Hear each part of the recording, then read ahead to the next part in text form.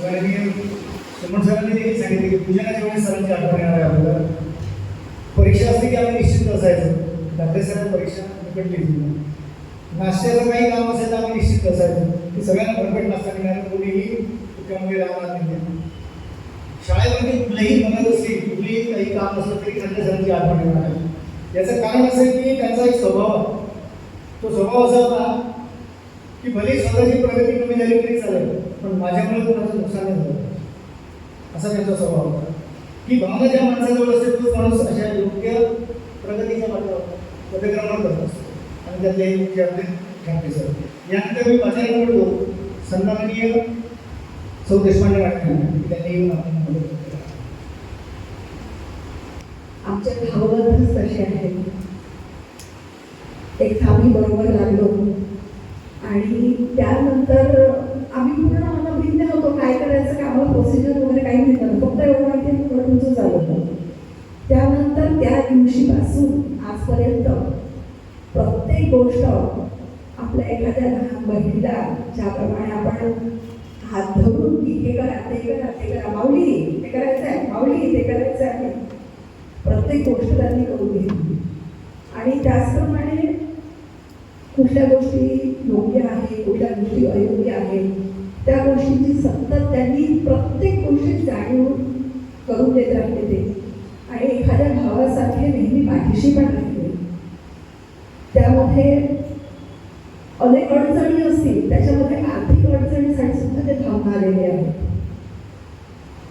आणि तेवढाच आपुलकी त्यांनी दिवा बहिणी माझी जी लहानशी होती त्यावेळेला इतका आपुलकी त्यांनी प्रत्येक गोष्टी केलेल्या आहेत की आज माझा एक मोठा भाऊ रिटायर्ड होतो आहे, सेवानिवृत्त, तेव्हा जसं दुःख हवं तसं कुठेतरी मनाला भूर लागून राहिलेली आहे. याच्यामध्ये मी एक गोष्ट तुम्हाला अगदी आवर्जून सांगेन की प्रेयरच्या वेळेला एक मुलगा चक्कर पडला, अगदी तडफडायला लागला, अक्षरशः डोळे पाण्यावर. नेहमी सकाळी ठाकरे सर धावून आहे आणि म्हणे की बिलकुल घाबरायचं नाही, ठाकरे सर आहे ना, ठाकरे सर आहे ना, घाबरायचं नाही, ठाकरे सर चालवली. आणि मग लक्षात खरंच आम्ही पण असंच करतो. कुठल्याही गोष्टीमध्ये जे आम्ही काही प्रॉब्लेम येतो ना, आम्ही ठाकरे सरांकडे पाहतो आणि सर खरोखर मावली काळजी नको, मी आहे ना, काळजी नको करू. प्रत्येक वेळेला त्यांचा हा शब्द खूप मनाला धीर देऊन जात होता. असाच धीर त्यांचा मनाचा शब्द नेहमीसाठीच आमच्या पाठीशी राहील. त्यांना अंबादेवीचं खूप करतात, अंबादेवीची भक्त आहेत. तिच्याच कृपेने आयुष्यात नेहमी भरभराट सुख समृद्धी ऐश्वर्य तुम्हाला लाभो ही सद्गुरूचरणी प्रार्थना.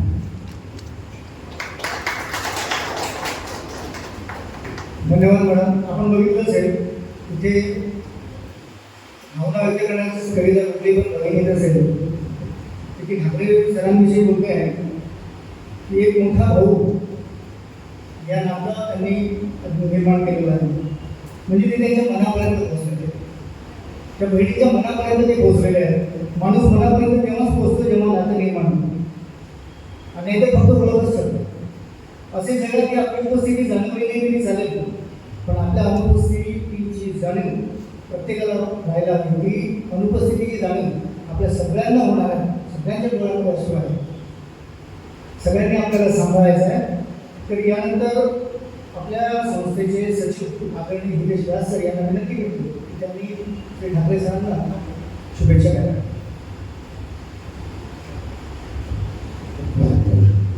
सर्वप्रथम विद्येची आराध्य देवता सरस्वती आणि आपल्या संस्थेचे आद्य संस्थापक दादासाहेब खापर्डे यांच्या चरणी मी नमन करतो. तसेच संस्था स्टेजवर उपस्थित आपल्या पूर्ण संस्थेचे लाडके आणि संस्थेचे उपाध्यक्ष आणि आजची सत्कारमूर्ती ठाकरे सर, तसेच मुख्याध्यापिका पांडे मॅडम, अतुल विजागिरे सर, या सगळ्यांचं मी मनपूर्वक स्वागत करतो. आणि सगळे उपस्थित सगळे माझे कलिग टीचर यांचंही स्वागत करतो.